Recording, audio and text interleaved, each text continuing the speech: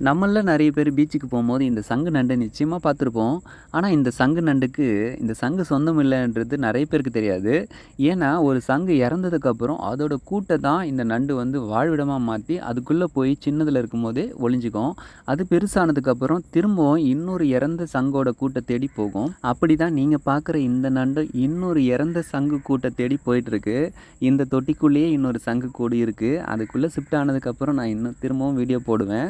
இந்த நண்டுகளால கூடு இல்லாம வாழவே முடியாதுங்க. எதனால அப்டின்னா, மத்த நண்டுகள போல கடினமான ஓடுகள் வந்து இதுக்கு கிடையாது.